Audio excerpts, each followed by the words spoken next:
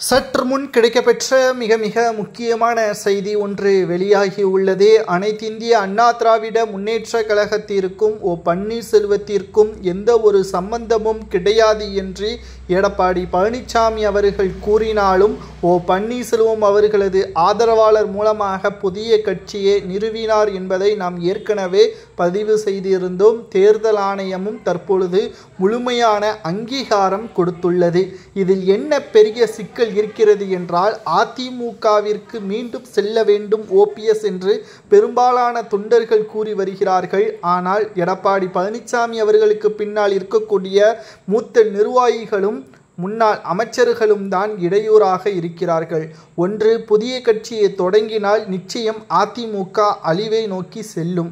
இல்லை என்றால் பன்னீர்செல்வம் அவர்களை மீண்டும் அதிமுகவில் இணைய வேண்டும் என்றால் பன்னீர்செல்வம் அவர்கள் சொல்லக்கூடிய ஒரே ஒரு கோரிக்கை, எனக்கு முக்கிய பதவி தேவையில்லை, ஆனால் மறைந்த முதல்வர் ஜெயலலிதா அவர்கள் பதவி வகித்த பொதுச் செயலாளர் பதவியில் எடப்பாடி இருக்கக்கூடாது என்பதை தான் தெள்ளத் தெளிவாக கூறியுள்ளார். இதற்கு உடன்பட்டால் மட்டும்தான் அதிமுகவில் மீண்டும் பன்னீர்செல்வம் அவர்கள் இணைவார்.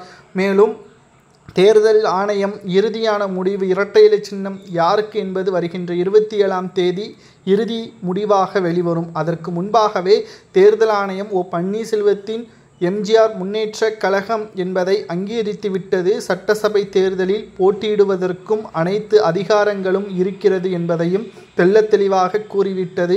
புதிய சின்னமான பலா சின்னத்திலேயே பன்னீர்செல்வம் அவர்கள் சின்னம் கேட்டுள்ளார். அந்த சின்னத்தில்தான் ராமநாதபுரம் தொகுதியில் 2வது இடத்தில் வெற்றியடைந்தார் என்பதும் குறிப்பிடத்தக்கது. இரட்டை இலையை தோற்கடித்து ராமநாதபுரம் தொகுதியில் 2வது இடம் வந்ததும் பலா சின்னத்தில்தான் பன்னீர்செல்வம் அவர்கள் புதிய கட்சிக்கு பலா சின்னம் கேட்டிருப்பதும் தற்பொழுது வரவேற்கக்கூடிய வகையில் அமைந்திருப்பதாக வைத்திலிங்கம், மனோஜ் பாண்டியன், புகழேந்தி போன்றவர்களும் தெரிவித்துள்ளனர்.